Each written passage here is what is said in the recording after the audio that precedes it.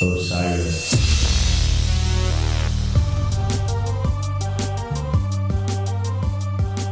Hi, this is guitarist Adam Levy.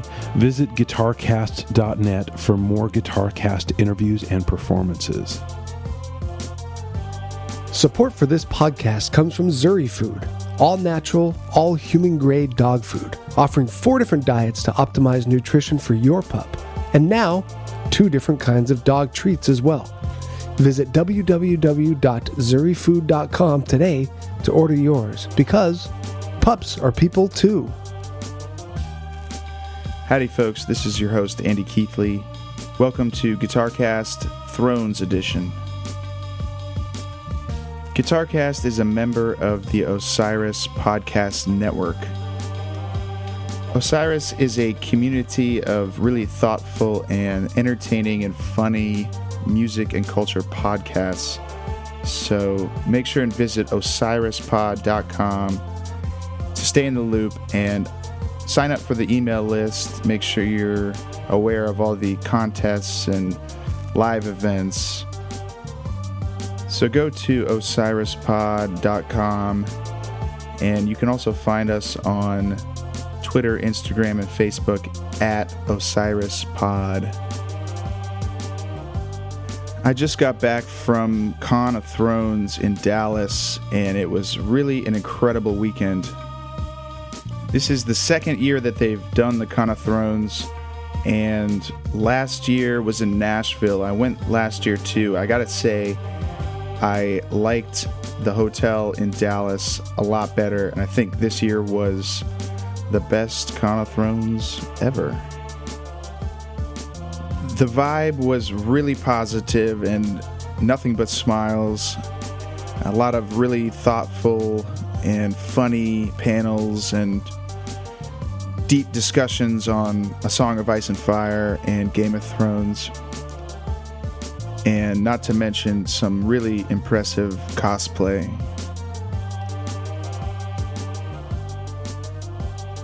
I was lucky to have the privilege of sitting on the Sounds of Westeros panel, which was a panel discussion digging into the music from the show, the score from composer Ramin Djawadi. And so I'm going to include some clips from that panel in this episode. I took a ton of pictures of a lot of the cosplayers and some of the actor panels and just really everything throughout the whole weekend. And so go to guitarcast.net to see all the pictures from Con of Thrones. This episode is going to feature an interview I did with Paula Fairfield, who's the sound designer for Game of Thrones. And we talk a lot about the technical aspect of building these sounds that we love from the show. I also got a chance to talk with Steve Love, who's a comedian and also had a pretty brief but awesome cameo on Game of Thrones. He was sort of discovered by doing his impressions of all the characters on the show, and he made his way onto the Jimmy Kimmel Show. And from there, the showrunners, David Benioff and D.B. Weiss, they really liked this guy, and they said, hey, well, let's put you in an episode. And it didn't end well for him, or his character at least.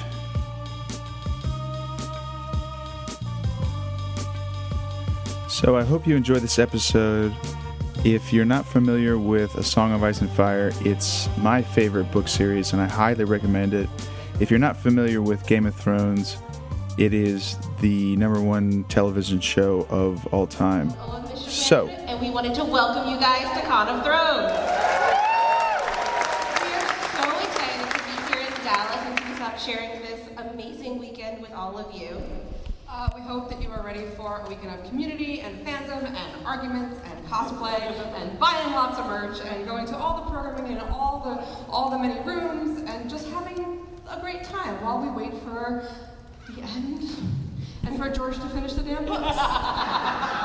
To bring us to host this fun-filled opening, we have actor, YouTuber, comedian Steve Love.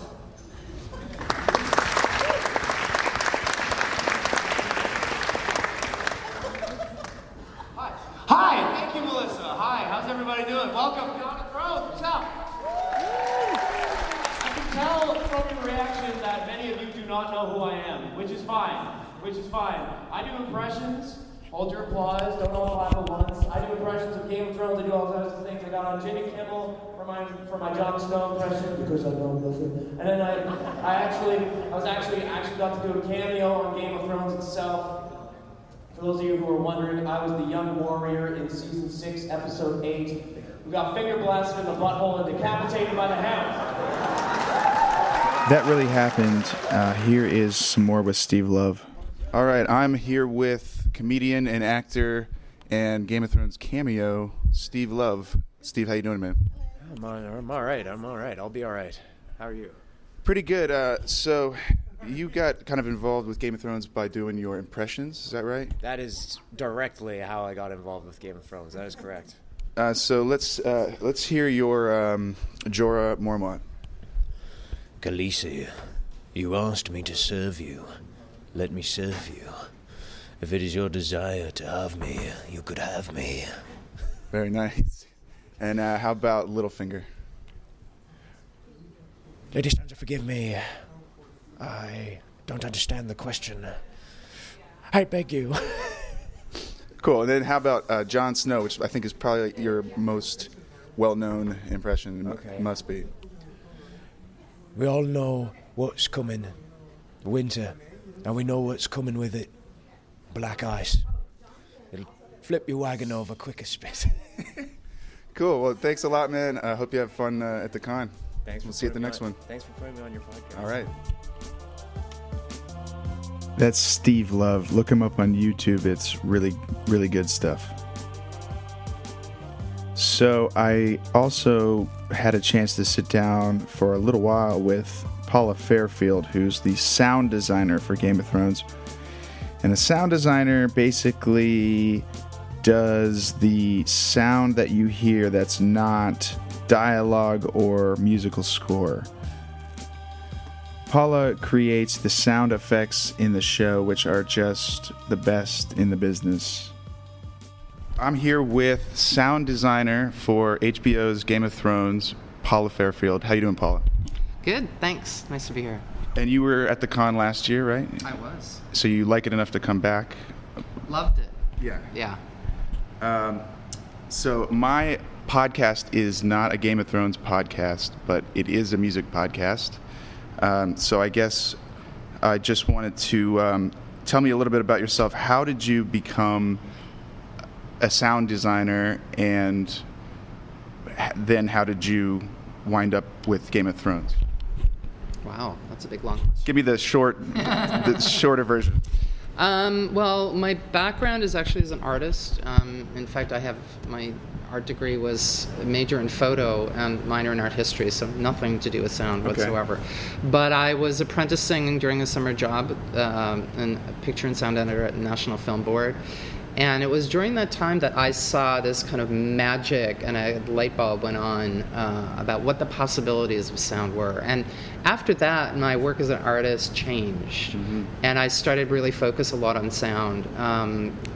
So when I decided to get a real job, when I decided to move, it was to get some work, I wandered into a company who had, I had taught myself Pro Tools, had been making films and of my own, and decided to teach myself Pro Tools on this one thing, and happened to walk into a sound group in Toronto, Sound Dogs, Toronto, who had just lost their effects guy. He had moved to LA. Yeah. And it was just kind of serendipity. They gave me a shot, which is amazing because I had zero background at that time, but I, had chops. I always have had technical chops anyway. Yeah. It's something, I'm kind of part techno lover, part artist. So those, so I could find my way through, and became more and more obsessed with sound over the years. As I developed my skill set,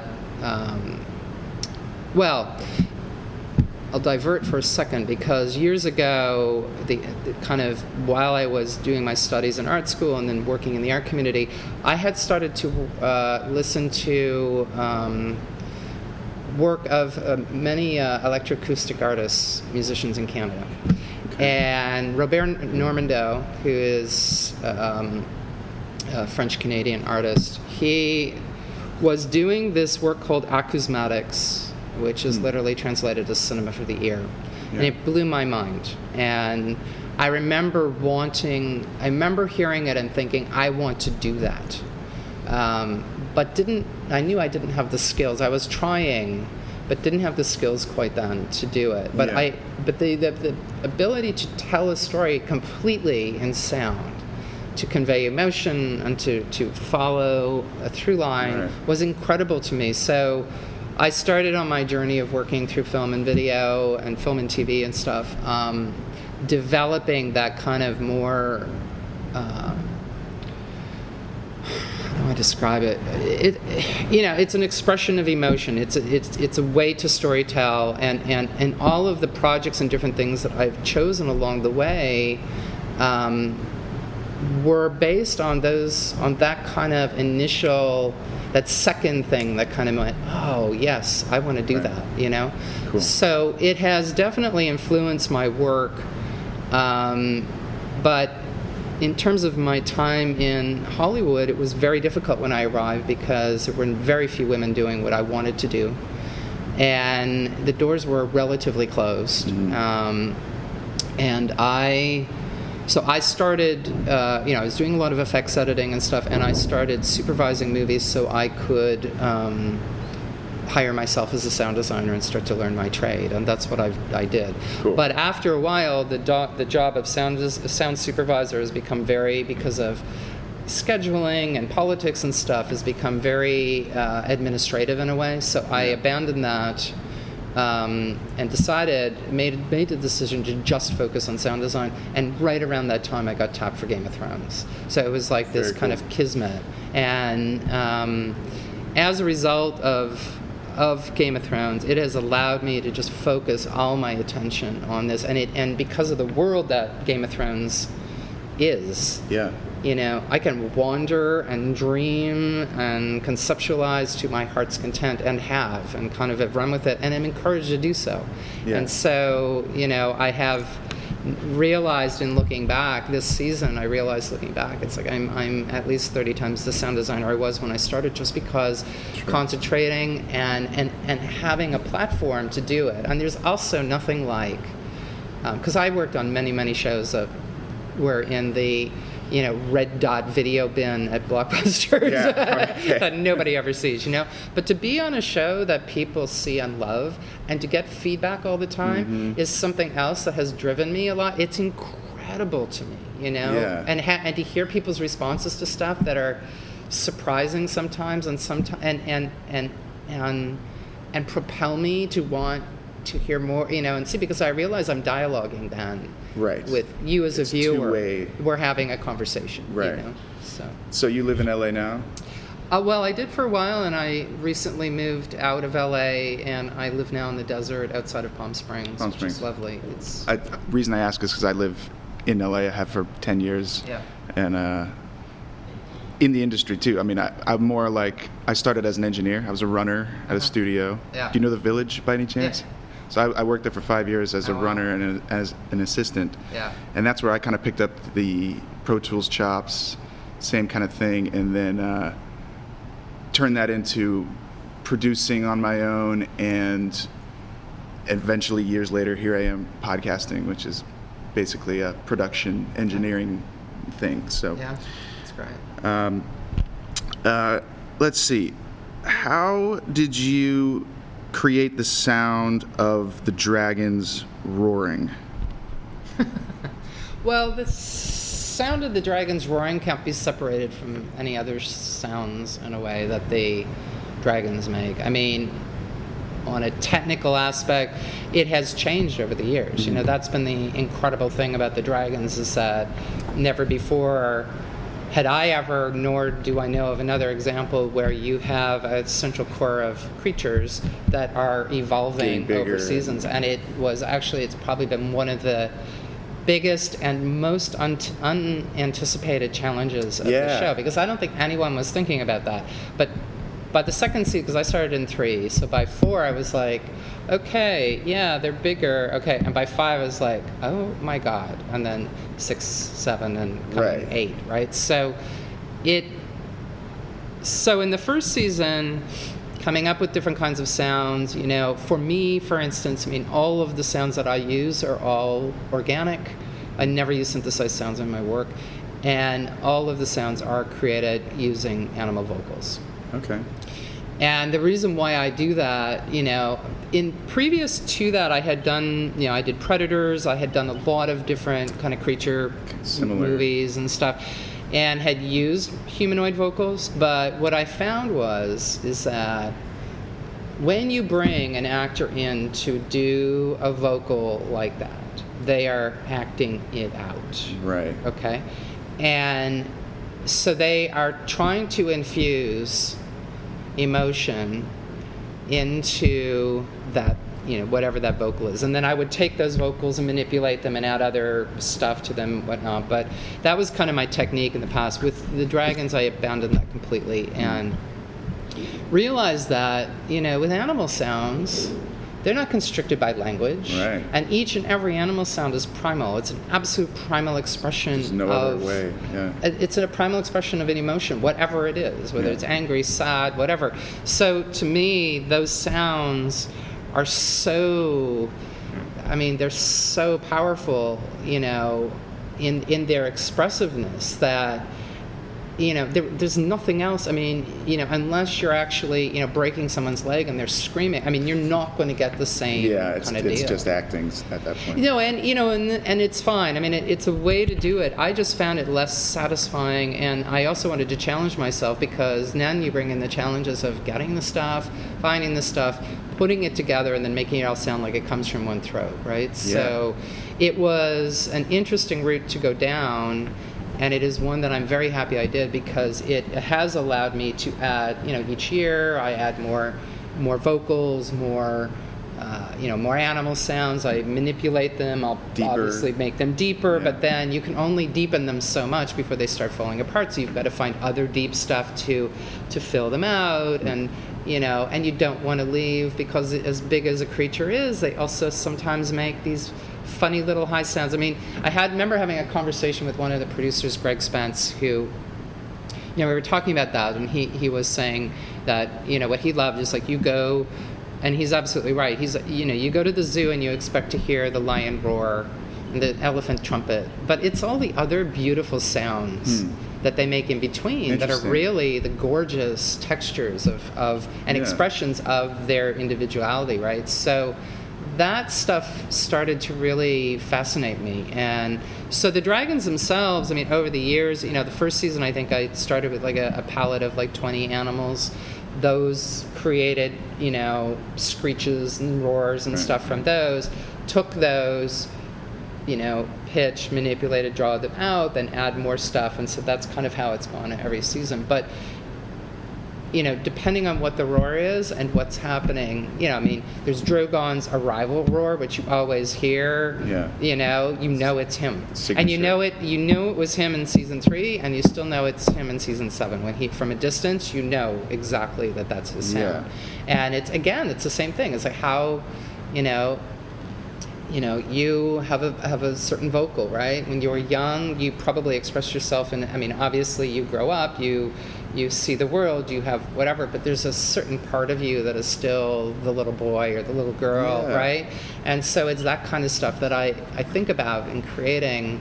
Cool. And then within the scene themselves, so if Drogon's pissed, then, I'll focus the sounds and twist them in a certain way. If there is angst or pain in that, or, like in the Viserion death, it's like, Drogon screeches, you can hear the pain in that, because that's what it would be. And so finding and then searching for animal vocals that will work with that, and then, play with it, manipulate it, and then round them all so they sound like it's Drogon. I mean, it's been very challenging, and it sounds kind of crazy complex, but it's like it's like a snowball that slowly rolls. You start to kind of, Well, yeah, it seems like just like other parts of the show, and any show that is multiple seasons, is you have a chance to change as you go, with whether it's a character, whether it's a sound.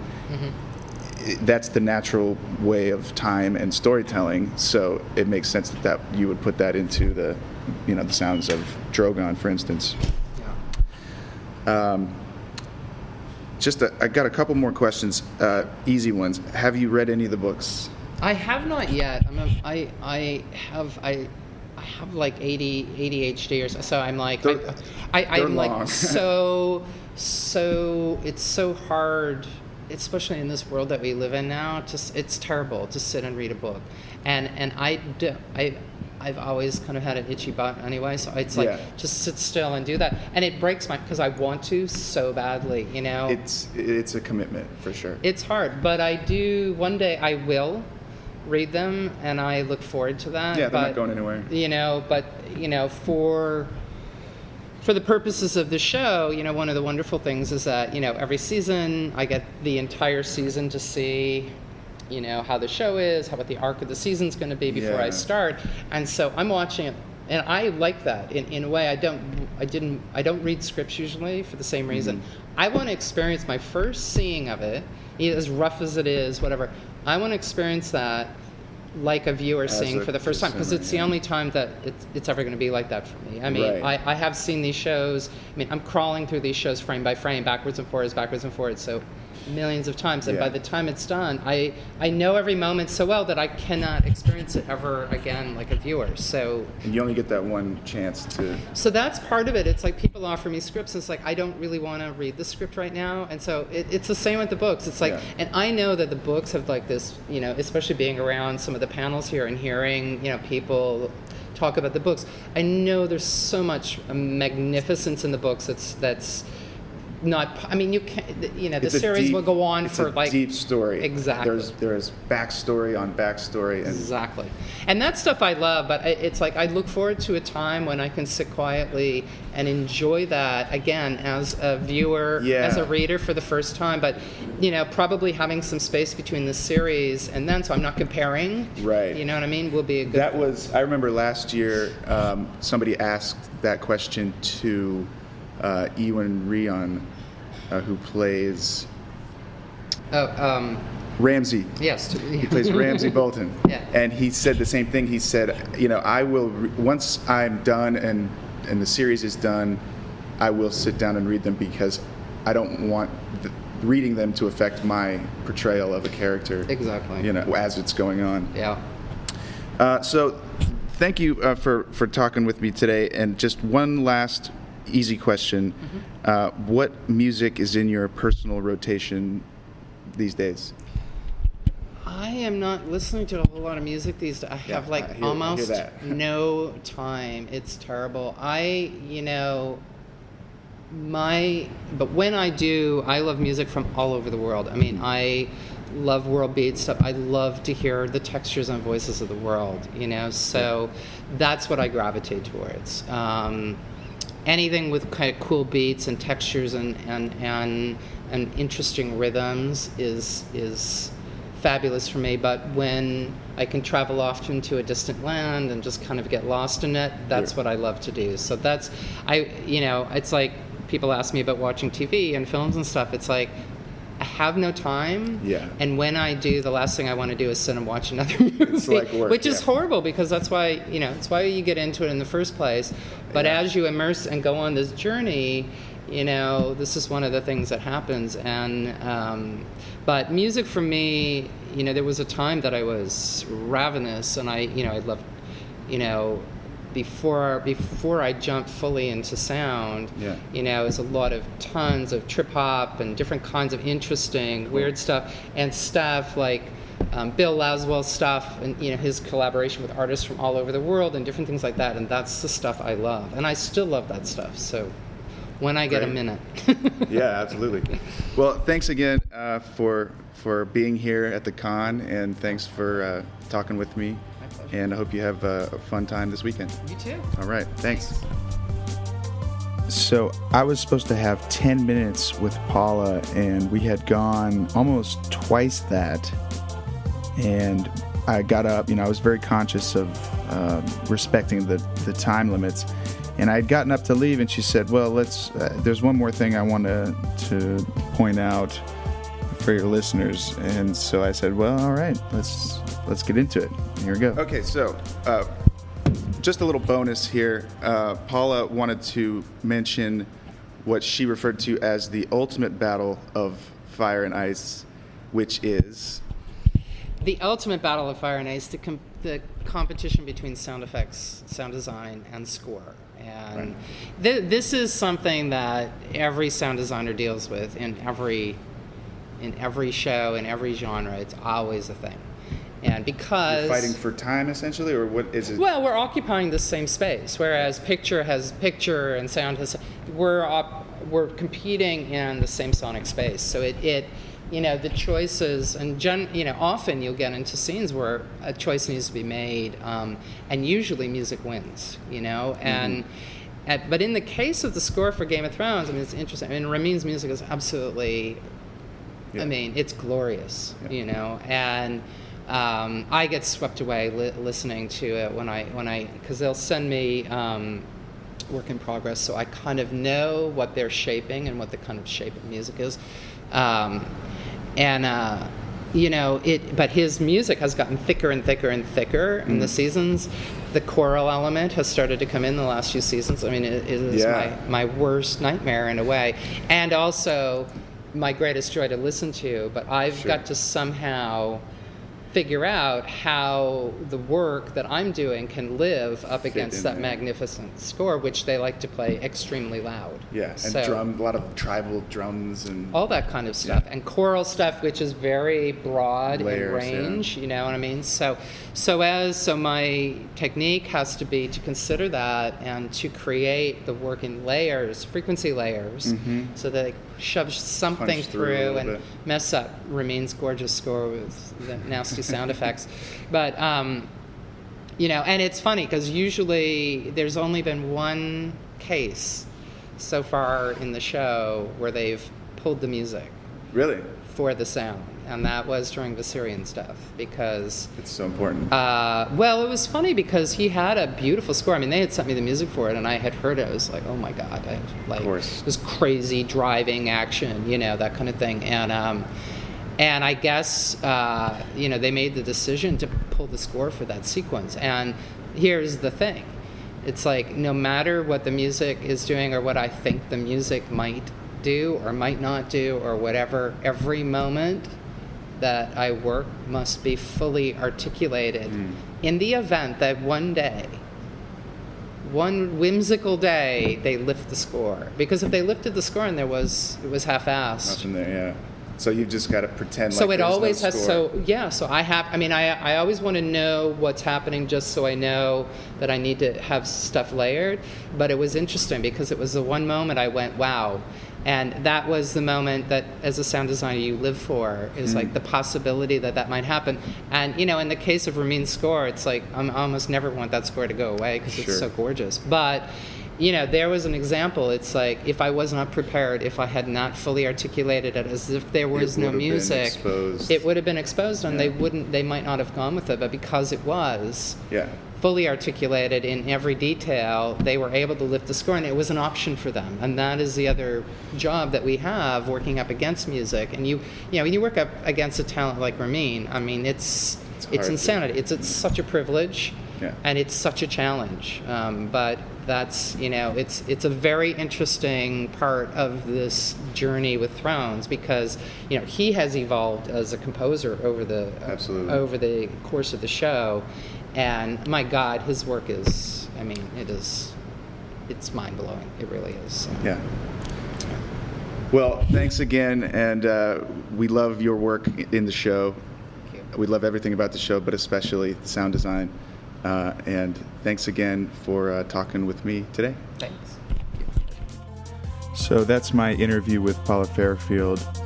She was so nice and really enjoyed talking to her. Next, I'm going to play a couple of 5-minute clips from some of the panels that I attended, and one of them that I was actually on. So this panel is called After the Wall. It's basically speculation about what's going to happen next in Game of Thrones. Features Patrick Spinagle, who is a writer for Watchers on the Wall, YouTuber Phil, the Issues Guy, YouTuber Val from Because Geek, and YouTuber The Don, Tony Teflon. But, well, it's a good question. I mean, Valerian Steel is going to do it. I mean, I think we're all into that. Probably, with the dagger that Arya has. But I don't know. People are saying, like, Arya will, take a White Walker's face and she'll impersonate one and come and kill him. It's like really? That's going to happen? Arya fans are crazy. They want Arya to put everyone's face on and kill everybody. Arya's going to kill everybody. Hey, guys. Different take on the Night's King demise. I think Jaime Lannister has a role to play in this demise of the Night's King. I think when it comes down to it, the thing that we've seen in this show constantly over and over again is trial by combat, one-on-one battles. So I think Jon Snow has to have a one-on-one battle with the Night's King eventually. That's the only way it's going to go down. Now, the way I bring Jaime into it is that when Jaime met Jon Snow in season 1, we seen him disrespect Jon, did not have any respect for the Night's Watch. It's bullshit. Everything is not real up there. Now Jaime will realize that is real. Now, if we look at Jon Snow, we look at Ned Stark, and when he fought Sir Arthur Dayne, he was not able to beat Sir Arthur Dayne one-on-one. He wasn't strong enough. He would have lost that fight if it wasn't for his friend Howland Reed, right? But no one knew that. Everyone thinks Ned defeated him one-on-one. Same thing will happen. This is the same actor who played Sir Arthur Dayne, all right? So he's going to be a very good swordsman. Jon's not going to be able to beat him. Jaime Lannister is known for stabbing the king in the back. He will stab the Night's King in the back. Allowing Jon Snow to finish him off. Jaime saving the day again. Jaime gets his redemption off. That's how Jaime gets his fame back. And that's the Night King Slayer. That's the reason.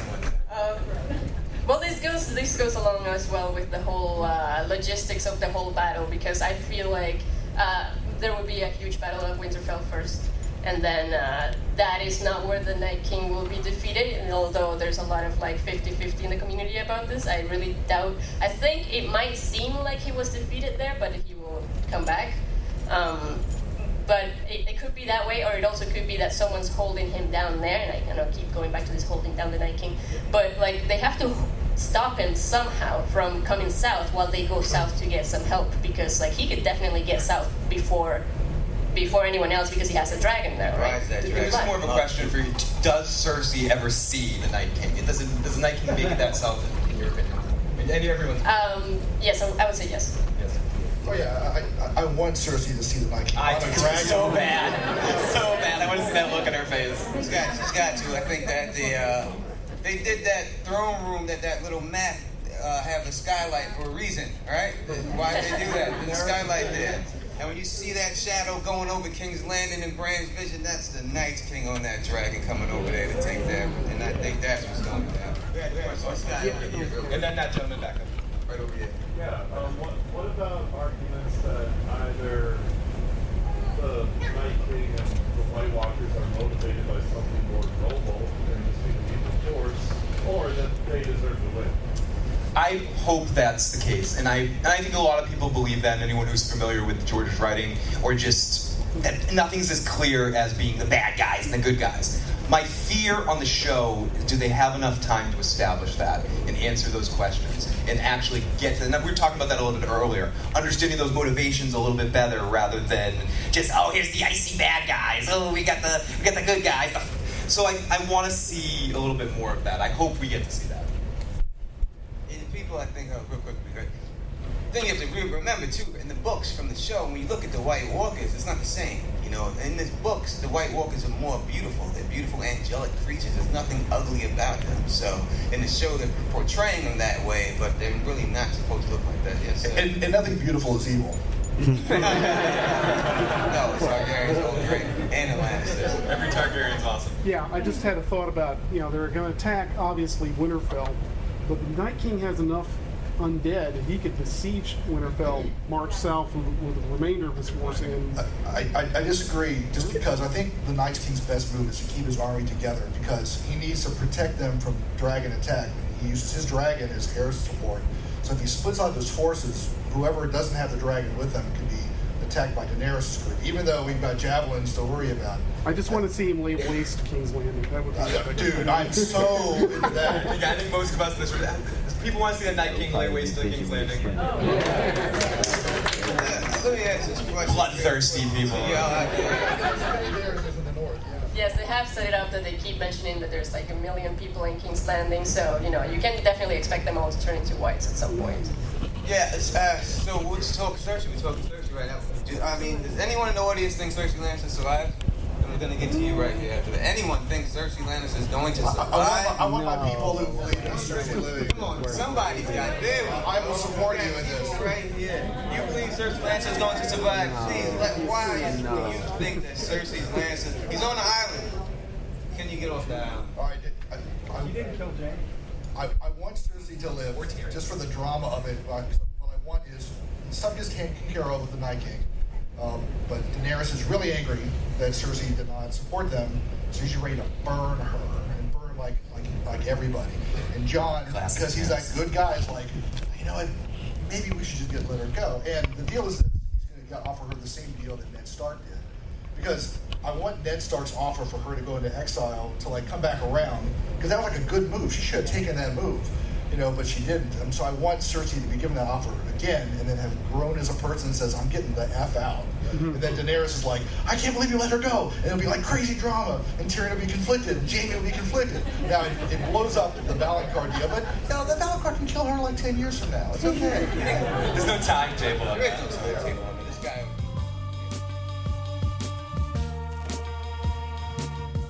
This next clip is from one of my favorite panels from the weekend. It was called Fire from the Ice, from author D.F. Lovett. And he basically was breaking down all the connections between the Grateful Dead and A Song of Ice and Fire. And there are a ton. And he explains it here a little bit, but it was really an incredible panel, especially if you're a Grateful Dead fan. All the heads met in that room for that panel. So here's D.F. Lovett's Fire from the Ice panel. Hi everybody. My name's really David Lovett, but I use D.F. Lovett for writing and for talking. I'm basically a pretty big fan of two things that I get to talk about at the same time today, which is the Grateful Dead and then A Song of Ice and Fire. What we're going to talk about is breaking it down into 4 categories. There's what we know as far as connections between A Song of Ice and Fire and the Grateful Dead go. There's the speculation, so what we don't quite know, but what a lot of people think we know. Then there's what we call the tin foil. Are most of the people in this room familiar with when we say tin foil? We're talking tin foil hats, conspiracy theories, the really out there stuff. We're going to get into some of that. And then the fourth big thing that I'm going to talk about here is the significance of this subject, which is basically why should you care if you're not a Grateful Dead fan? So why are we talking about George R.R. Martin and the Grateful Dead? This picture, I think, is a pretty good starting point for why we should care about that. If you're squinting at that and you're like, what am I looking at here? That is what you think you're looking at. That is George R.R. Martin. I think you know which one he is. That is also the remnants of the Grateful Dead who are now Dead and Company. And yes, that guy on the left is John Mayer. If you're staring at that and you're like, what? Why is this a picture? For those of you who are less familiar, John Mayer now tours with Dead and Company. And George R.R. Martin is a very big fan, to the extent that, yes, he goes backstage and he gets his photos taken with the band. So I think that's a really good jumping off point. It's just that his fandom really is no secret. Since 1996, people have been noticing or suspecting little references here and there. And we're going to talk about the first things that people saw where they were like, okay, does he like the Grateful Dead? And is he specifically writing about them in these books? And that's been getting noticed. And then people found out that his nickname for his home is Terrapin Station, which is about the equivalent of if I called my home Winterfell. That's what that is the equivalent of. And then there's this interview that he gave in 2014 that, for a lot of people, both brought the whole question and conversation into clearer focus, and at the same time added a whole lot more ambiguity around it. So this is an interview from 2014. It was with Laura Miller of 92Y, and it's like an hour into this YouTube video.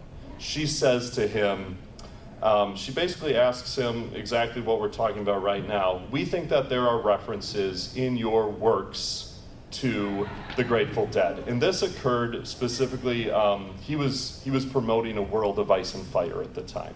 And she wanted to know, are we correct that there are a lot of references? And as she says that, it's a big room, and there's a tiny little pocket that starts going really wild. Because there's a pocket of people who are in both of these fan categories. But he says, I'm certainly a fan of the Grateful Dead. I do have Grateful Dead lyrics always coming around, rattling around in my head. Ripple is one of my favorite songs of all time. But in this book, I don't know. Which it's like, okay, you were about to confirm it. And then you're like, I don't know. And she says, are any books in A Song of Ice and Fire? And he says, maybe. I'd have to think about that. So then Miller says, not intentionally. And he says, not that I can remember. So what's interesting about that is a lot of people were like, oh my gosh, he confirmed it. And there were actually a lot of articles written of, he confirmed that he's referencing the Grateful Dead, but he didn't quite confirm it as much as we wanted to. He actually sort of denied it. But we are going to keep exploring the possibility, because he also didn't quite deny it. He just said, I don't remember. That ties in really well with something that John Barlow, for once I'm referencing someone other than Robert Hunter, who wrote lyrics for the Grateful Dead. But John Barlow was talking about the song Cassidy that he wrote, and he said, Grateful Dead songs are alive. Like other living things, they grow and metamorphose over time. Their music changes a little every time they're played. The words, avidly interpreted and reinterpreted by generations of Deadheads, become accretions of meaning and cultural flavor, rather than static assertions of intent. By now, the Deadheads have written this song to a greater extent than I ever did. And then, look at what we're doing right now. We're all here to just talk and analyze. There's only 5 books and 7 seasons of a show. That's so little for the amount of words and energy that we have brought to it. And the reason is because there is something so powerful of the mythology. So you know all the rules by now in the Fire from the Ice. And then just the last note that I think is good to end on is Terrapin Station. The message of Terrapin about the storyteller, his job is to shed light and not to master. So at a certain point, you just have to tell the stories and the stories within the stories, and then just let everyone else figure it out. I think that's what George R. R. Martin's doing. So that's all I've got, unless anybody has questions or anything else, comments, anything I missed. Cool. So that's just a small portion of D.F. Lovett's Grateful Dead panel at Con of Thrones this year.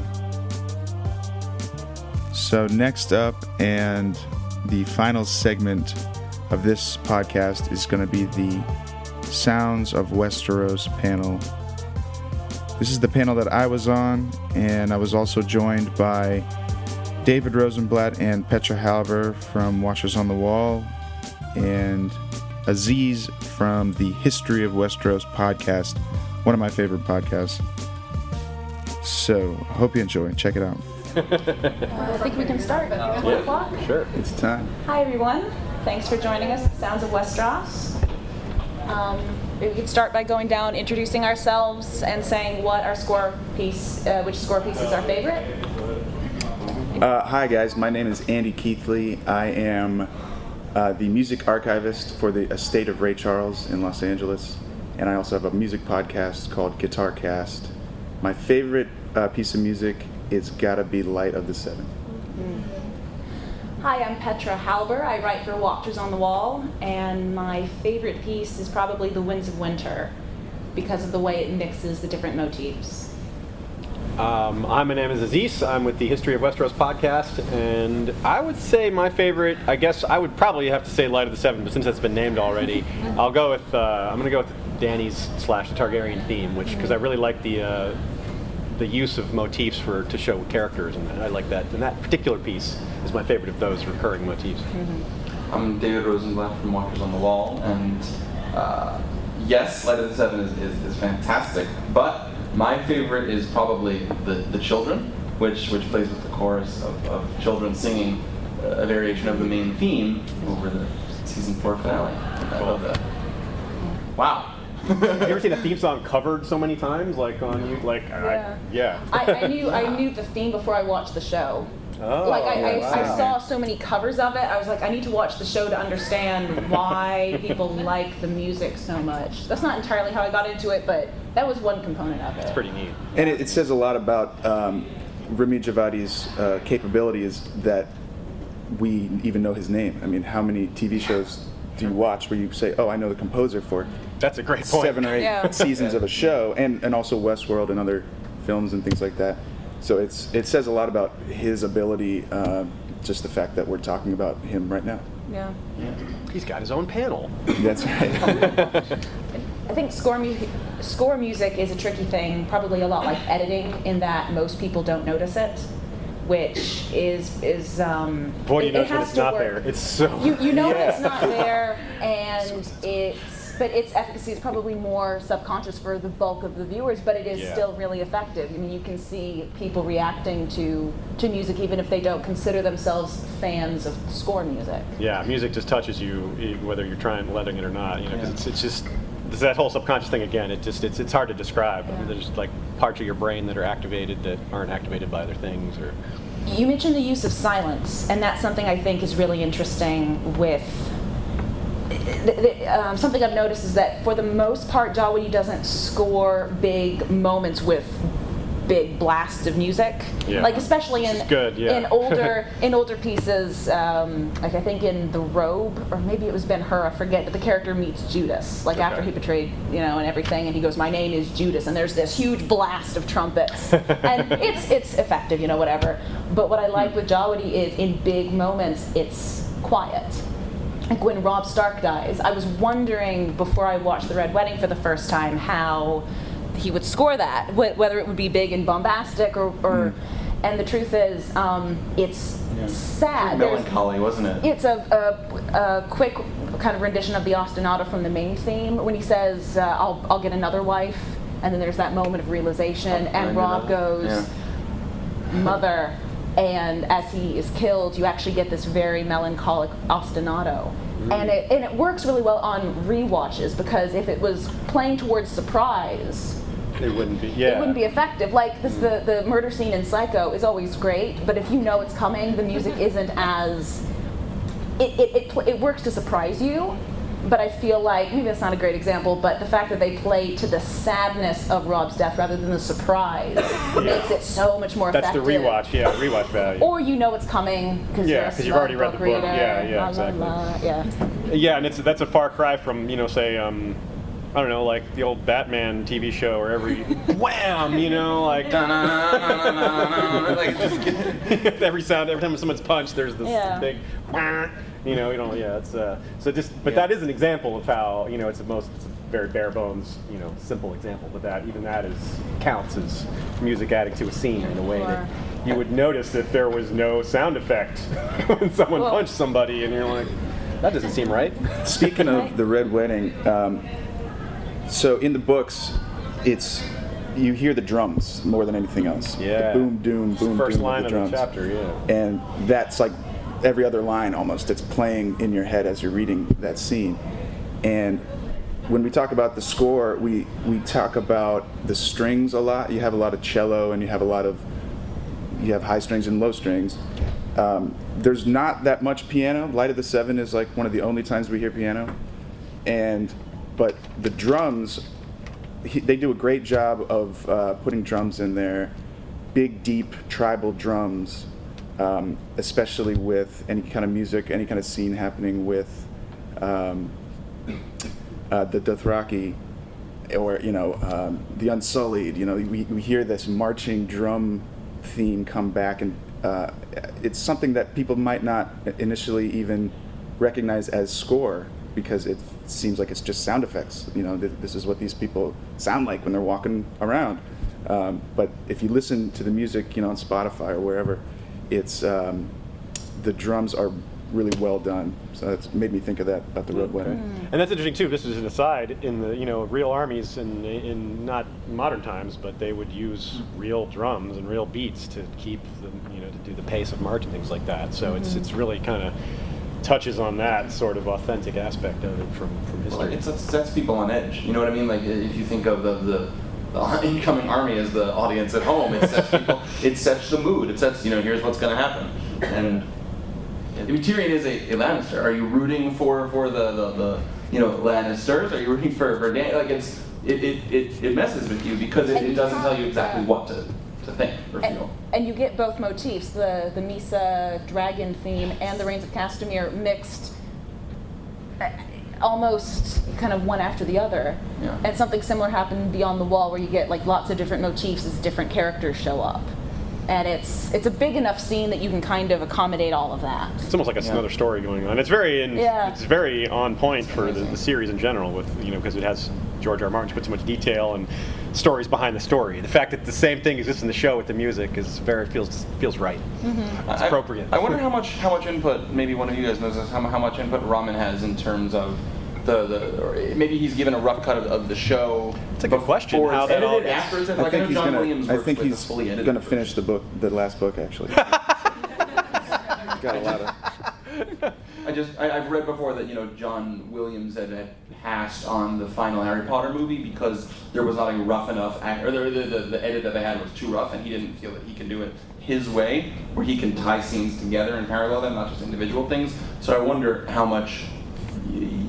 He's the most well-known name in scoring, so how much influences does Ramin have over that? Does he get a choice of where does he come up with that? I think Jawadi is given a rough cut and then he has to score to it. That's how most people have to do it. I know James Gunn made a huge point out of having Guardians of the Galaxy scored first and playing the score while filming. That's cool. But I'm pretty sure Jawadi in interviews. Well, and it's probably I think more effective, but yeah, it really does. But Jawadi, I'm pretty sure it's the other way around. That's usually how it's done. Okay. And it's kind of tragic when you learn more about like the hell that composers are put through in trying to breathe life into a piece when they're given very low creative control. Especially because what they put together might not even make it into the movie. It might only be on the soundtrack because that scene might be like played down so the dialogue can come up. Yeah, but even in terms of they're given, and there's a word for it, where people will use another piece of score music from another movie or another show, and they will temp music. Thank you. Yeah. And often they're told basically that the director doesn't really have much appreciation for music, and they're like, we need this but not this. Yeah, so make something like this. All right, so you're going to tie my hands together and you're going to tell me to be creative. That's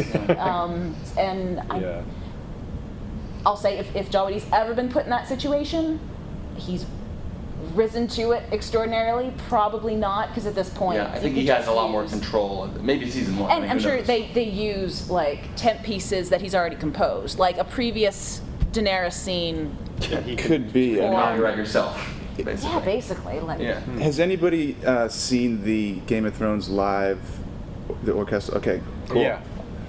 I have not, but what is that like as far as like from what you can tell, like the arrangement?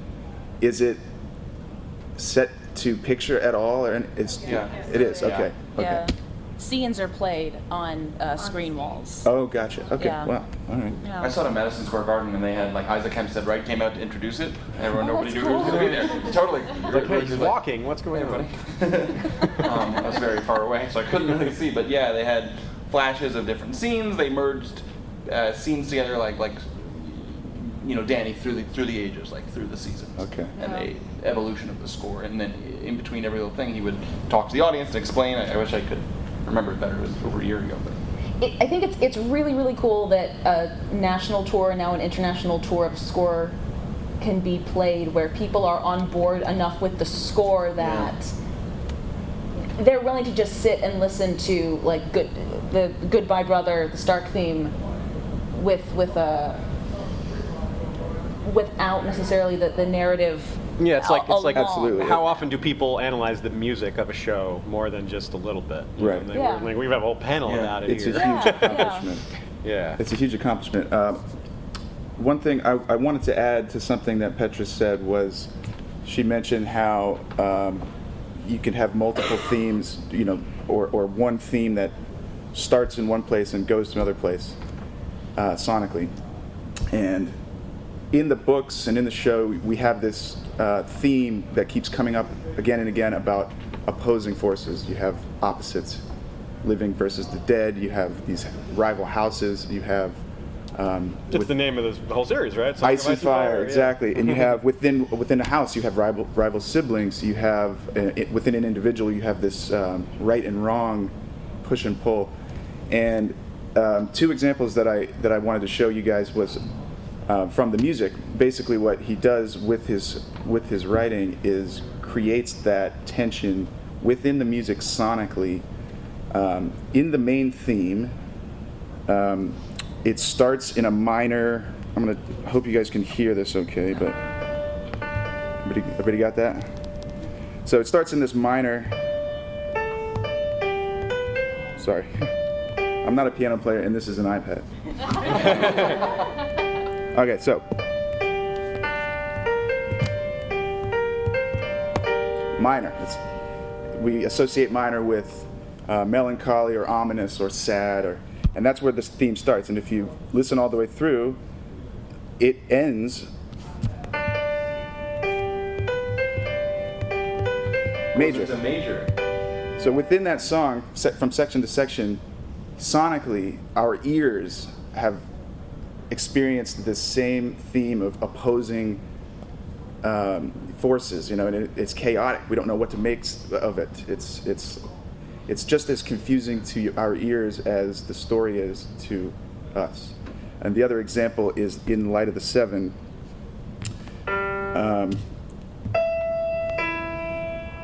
So Light of the Seven, same thing. It starts with a minor motif.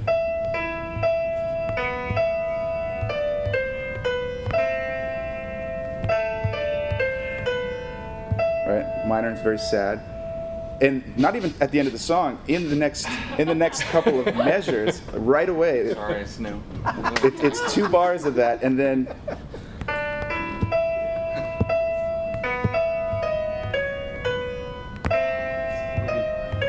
it's very upsetting to our ear, and this is definitely done on purpose. This is a device used by composers to establish this kind of chaos within the music, which directly helps what we're seeing on screen, because what we're seeing on screen is chaos and confusion and opposites fighting, So I thought that was very interesting. That is really cool. Yeah. You're right to point out how much that just happens, and you gave some examples, and there's just so many more throughout the series of these opposite themes, and which is really interesting because we think of Game of Thrones, Song of Ice and Fire as this. In terms of characters, we think of them all as something that George does really well, is make them gray. But behind it all, there are these very distinct opposing themes that are not gray at all. And musically, there's no grayness to that at all. You can Right. tell the minor from the major, like, Right. even if you don't know the difference, like the words, like if you don't know a lot about music, you recognize them as different, even if you don't know the technical terms for them. Yeah. Sometimes things happen and you don't necessarily know how you're supposed to feel about it. And music is a good way of kind of, well, like you said, pushing you towards it. Ominous music can tell you something bad's about to happen. Yeah. That's more of an obvious one, but there's other examples. I mean, twice John has led his men into a massacre, and in both cases, with the Battle of the Bastards and the Frozen Lake theme scene, you get this very like actiony music, and then it slows down as John realizes how much trouble he's in, and you get this melancholic rendition of his theme. And then someone intervenes, his sister and then his aunt, and they save him. But there is this moment where the battle scene kind of slows down, and you kind of go from being actiony to, oh shit, this is bad. And really, it doesn't. It kind of goes into slow motion a little bit. But for the most part, you could, if you put different music on it, I don't know if you would necessarily feel sad at that moment because action is still taking place. And if I could, this is a personal favorite of mine because it is so ridiculous, but the beach fight scene between Theon and Herrig, I'm going to be fair and not just talk about the Greyjoy theme the whole time, but the fact that it is kind of, it's very, it's the Greyjoy theme the entire time, or some version of it, but as Theon's getting the shit beaten out of him, it's more minor and more hesitant. I'm not a musician, I don't really have much of the vocabulary. And when he gets kicked in the groin, the music cuts out to allow for the comedic moment of like, no, that's a plot point. Yeah, comedy We just music did is that. very different. That's a good example. And if you But do then- get kicked there, time kind of stops for a minute. And Oh, good. All right. That's true. I'm learning something new. Your whole- It's a delayed reaction. It's about 5 seconds of, oh god, it's gonna, and then it happens. Yeah. But what's great is I can't think of that ever leading to the recipient of the groin kick then becoming victorious. And what's great about the music after that, and I've watched it with groups, and there's always this moment of confusion of like, oh, fucking really? Like they just did that? But then the drums come in, and it's this very like charged, like victorious music as the tide of the battle turns. And really, if you watch that scene without music, I don't know if you would have that response because it's so silly in a lot of ways, but the fact that it's actually given more emotional resonance, I think has all to do with the music, because if you were to play it with different scoring, you could evoke a completely different reaction from people. Yeah, like if you had the Batman sounds, like, then he kicks him in the crotch and there's no sound, like, oof. Or just like an air sound, like whoosh. Well, flutes are like all the Lord of the Rings. That's what I'm thinking about. Like, might be why he didn't. Like that's, you know what I mean? Yeah, I don't think there are any pan flutes, pan pipes, whatever I they're can't called. think of it. Yeah, that's why I asked. It's like I Yeah. can't think of any of this. It almost seems like there should be. But I'm kind of glad they're not. That's neat that he didn't do that. But he has chosen to, especially for like the Dothraki or the Essos storylines, he's used quote unquote exotic instruments to give the place a exotic feel. That's something that we're not used to. Yeah. I think it's, I think you kind of have to be a little bit careful with that. If you're using it's not exotic to everyone. foreign instrument to give it a different feel, maybe figure out exactly what culture you're basing it on and use the instrumentation from that culture. But it is interesting how, like, if you play something on a cello, like the specific, I don't know, the power of what instrument you choose and how people associate that instrument with certain feelings. Yeah. Like violins are often a feminine instrument, ergo Wonder Woman's electric violin. I think we can safely talk about Westworld because it's Ramin Djawadi doing the score for that one. But that's a good example where he's using native instruments to capture the culture of the scene. One of them that is old in school piano Shogun sound is World. like the yeah, big the old, one, the kind of tackhammer piano. The sitar in Raj World. What instruments was he using in Shogun World? I can't Flute. remember. Flute? Was it flute again? I knew the music was different, but I haven't thought about it. That's cool. Well, interestingly enough, because I don't know if anybody's seen Westworld, so I'm trying to avoid spoilers. But Well, the Man in Black is walking around here. If you've seen it. I saw that actually. I saw him peek his head. It's like, is that the wrong comic? but Different I know timeline. Maybe this is. It's after. Yeah, it's yeah, we don't know. It might be. A ramen thing to note is because the whole idea is that Shogun World is paralleling, Westworld. Yeah. I only seen it once, so I can't speak to it, but maybe he was paralleling with different instruments. Well, he certainly like along the same theme. He did a new cover. There was the new cover, yeah. And all that, yeah. And the storylines overlap.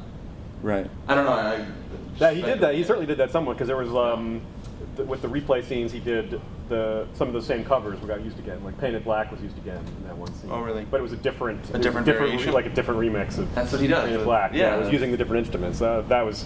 He's learned that was really cool. That was my favorite part of that scene. It was like, oh, they're doing all this again, and it's Painted Black again. Heck yeah! But with these other instruments. There's a song. Maybe it was Brave Danny Flint, but there's a song about a girl who dressed up as a boy to join the Night's Watch. Yeah, that's Danny and Flint. Okay, that's it. And then she's horribly killed. That would be a that would be a sad song. But if you took the Surprise. beginning lyrics, maybe about you could make the lyrics up, and then about her going off on a grand adventure to do what she wants to do. Like Arya maybe loves that song, and then as she becomes more disillusioned, she starts focusing on the ending lyrics of like, she embarked on this grand journey and look where it got her. Like that could be because music has a way of kind of informing people's lives and being like bookmarks in people's lives, and that would have been a nice thing more explicitly for the characters to do. Yeah, I like how in the books, because it seems like music is one of the main forms of communication, at least through long periods of time. There's no internet, right? So half the stuff we hear about is from a song. Half of the characters we know about are from songs. And I think that George uses that.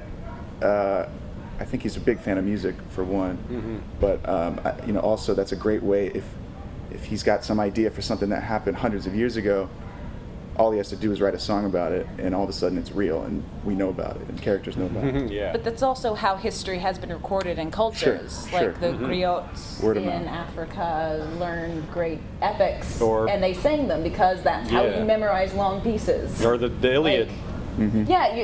Like the idea of like writing something down that wasn't a poem wasn't a thing, because how would anyone remember it? Yeah, exactly. There's this weird, I've heard this theory that certain ancient people had way better memories than modern man. Yeah. They just had so many more things they had to remember. But at the same time, if you ask me to sort of summarize the childhood of Abraham Lincoln and then Alexander Hamilton, I could do it better for Hamilton because I would start quoting the song. And I would know it better because our brains, we don't remember things as easily, but we're still attuned to music. Here's a great example of that. Okay, so has anyone listened to the audiobooks? Roy Dotrice reads the audiobooks. There's several times where he does a song and he just picks out an old tune. Like, for example, he sings the Song of the Seven, the mother. He sings it like Pop Goes the Weasel. It's like the mother, the southern pop, say little children. It's like, that's Pop Goes the Weasel. I was like, it took me forever to figure that out. I was like, I recognize this tune, and then when I couldn't figure it out, and then like days later, I was like, Pop Goes the Weasel. Wow. I didn't realize that. I never noticed Yeah, and then there's another one he does I like the innovation that this show has driven towards sort of people putting variations on YouTube or something just of the themes, and I listened to a gazillion different renditions of the main theme, and people getting artsy about it, and people just being inspired to try new things they haven't done before, or variations on the Reigns of Castamere or something. I can't even pinpoint one specific. There was one. I've spent hours. Epic rap battles of history with George R. Martin and J.R. Tolkien. Yes, that was good. We've got a question in the back here. No, I was going to mention Ed Sheeran did the song. Oh, yeah. That's right. Yeah. Of course. Yeah, we should have He did a mentioned good that. job, Ed Sheeran, he no did. matter You can't forget about Ed Sheeran. Ed Sheeran. Did you have one? And the band Mastodon appeared in Game of Thrones. They didn't sing, but they were I don't think I wildlings. can think of something that, for that example, I could kind of go in reverse, because before this panel was just at the Grateful Dead, how the Grateful Dead influenced Song of Ice and Fire, which was a terrific panel, and that's on my mind. But I would say Dire Wolf, the song Dire Wolf by the Grateful Dead, and how that influenced Game of Thrones. Bob Ware, the Werewoods. Yeah, the Weirwoods. Bob Ware's There's a bunch of them. Sorry, Mountains of the Moon. Yeah, I think we're out of time. We can maybe take one. We have 1 minute. Let's go. One more of my favorite moments that hasn't been mentioned is when Shireen or Carrie Ingram sings the Patch Face song over the. Oh yeah. That's creepy. But really good. Yeah. Call back to the because we could get Patch Face the character, but it was such a nice call to him. Good call. Good call. That's a good way to bet. It is. And she burned. So, anyway, and I'm glad you didn't say. It was so great the way she screamed. That was very musical. That was really good screaming, but. Thanks everybody for coming. Thank you, everybody. Thanks a lot.